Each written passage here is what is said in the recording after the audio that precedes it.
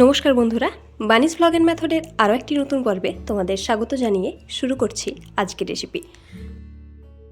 আজ আমি তোমাদের সাথে শেয়ার করব গুগলি রেসিপি, যেটা গ্রাম বাংলার অতি পুরনো একটি রেসিপি। তো চলুন দেখে নেওয়া যাক। প্রথমেই আমি চলে গেলাম আমাদের পুকুর পাড়ে, যেখানে প্রচুর পরিমাণে গুগলি হয়েছে। দেখুন পাড়গুলোতে শীতকালে কত সুন্দরভাবে গুগলিগুলো বসে যায়। পুরনো পুকুর কিংবা খাল বিলেও এই গুগলি দেখা যায়। তো এক এক করে আমি গুগলিগুলো এখানে তুলে নিলাম। দেখুন ঠিক এতগুলো পরিমাণে গুগলি এখানে আমি তুলেছি। দেখে প্রচুর পরিমাণে মনে হলেও ছাড়ালে কিন্তু এর পরিমাণ এর অর্ধেকেরও অর্ধেক হয়ে যায়। প্রথমে গুগলিগুলোকে খুব ভালোভাবে এখানে সেদ্ধ করে নিতে হবে, যাতে ভেতরকার মাংসটা খুব সহজে বেরিয়ে আসে। ভালোভাবে সেদ্ধ না হলে কিন্তু মাংসর সাথে খোলকটাও রয়ে যায়, তাই ভালোভাবে এখানে গুগলিটাকে একটু সেদ্ধ করে নেব।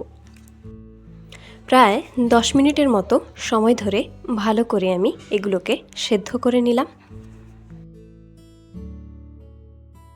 এবার এগুলোকে নামিয়ে জলটা ফেলে দিয়ে গুগলিগুলোকে একটু ঠান্ডা করে এক এক করে মাংসটা ছাড়িয়ে নেব। কিভাবে আপনারা ভেতরকার গুগলি মাংস বের করবেন সেটাও দেখে নিন। প্রথমেই লাগবে এরকম একটি সূচ বা সেফটি পিন।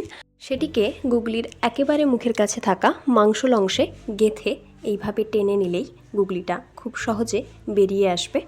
তবে বেরিয়ে আসা সমস্ত অংশটাও কিন্তু এখানে নেব না, প্রথমের দিকে কিছুটা অংশ নেব। এই আপনারা দেখতে পাচ্ছেন ঠিক কতটা অংশ এখানে নিতে হবে, ঠিক এই রকম অংশটাকে আমরা এখানে নেব, বাকি পুরো অংশটাকে ফেলে দেব। এইভাবে এক এক করে সমস্ত গুগলিগুলোকে আমি এখানে ছাড়িয়ে নেব। তোলা, ছাড়ানো, তারপর আরেকটি গুরুত্বপূর্ণ অংশ হলো গুগলিটাকে ভালোভাবে ধোয়া। এই গুগলির গায়ে কিছু পিচ্ছিল অংশ রয়েছে, যেগুলো কিন্তু খুব ভালোভাবে ঘষে ঘষে 3 থেকে 4 বার ধুয়ে নিতে হবে।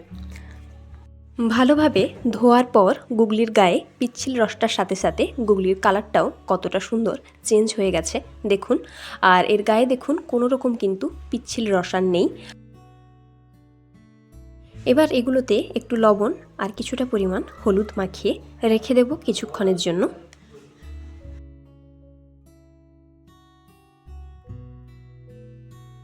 রান্নার জন্য এবার প্রয়োজনীয় মশলাগুলো আমি এখানে করে নেব। তার জন্য নিয়েছি আদা কুচি, রসুন কুচি, কাঁচা লঙ্কা কুচি, তেজপাতা, একটা গোটা পেঁয়াজ। এবার আদা রসুনটা পেস্ট করে নিলাম। এবার কড়াই বসিয়ে তাতে তেল দিয়ে আগে থেকে ছোট ছোট করে কেটে রাখা আলুগুলোকে আমি এইরকম ডুমো ডুমো করে কেটে নুন আর হলুদ মাখিয়ে রেখেছিলাম।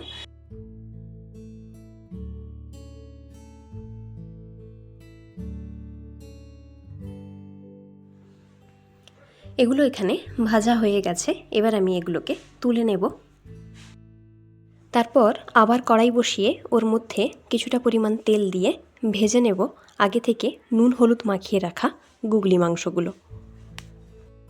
তেলটা খুব ভালো মতোই এখানে গরম হয়ে গেছে। এবার আমি গুগলিগুলো দিয়ে দিলাম। তারপর মাঝারি আঁচে গুগলিগুলোকে এইভাবে নেড়ে চেড়ে সুন্দর করে ভেজে নেব। এইভাবে গুগলিগুলোকে ভেজে নিলে গুগলির মধ্যে থাকা আষ্টে গন্ধটা একেবারে চলে যায়। এগুলো এখানে আমার খুব ভালোভাবে ভাজা হয়ে গেছে। এবার আমি এগুলোকে তুলে নেব।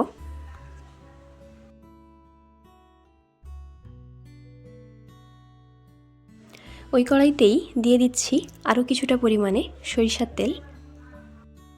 তেলটাকে কিছুক্ষণ গরম করে ওর মধ্যে দিয়ে দিচ্ছি কেটে রাখা পেঁয়াজ। পেঁয়াজগুলোকে কিছুক্ষণ নেড়ে চেড়ে রান্না করে নেব। এবার এর মধ্যে দিয়ে দেব রসুন বাটা। তারপর সব কিছুকে আরও কিছুক্ষণ নেড়ে চেড়ে রান্না করে নেব। এই পর্যায়ে এর মধ্যে দিয়ে দিচ্ছি আদা বাটা। সব মশলাগুলো এরকম ভাজা ভাজা হয়ে এলে দিয়ে দিচ্ছি 1 টিস্পুন হলুদ গুঁড়ো, 1 টিস্পুন লঙ্কা গুঁড়ো। তারপর সব কিছুকে আবারও নেড়ে চেড়ে একটুক্ষণ কষিয়ে নেব। দেখুন মশলাটা খুব ভালো মতো কষানো হয়ে গেছে এবং তেল ছাড়তে শুরু করেছে। এবার আমি এর মধ্যে দিয়ে দিচ্ছি ভেজে রাখা আলু আর গুগলিগুলো।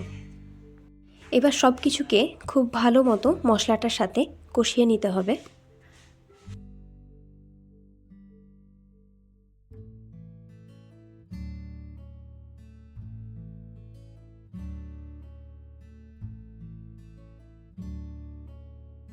এবার এর মধ্যে দিয়ে দিচ্ছি দুটো তেজপাতা, তারপর একটু নেড়েচেড়ে দিয়ে দেব পরিমাণ মতো জল।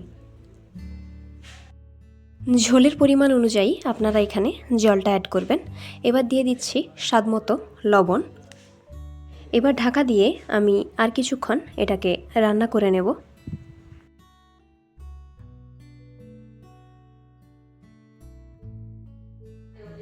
ফিরে এলাম কিছুক্ষণ পর।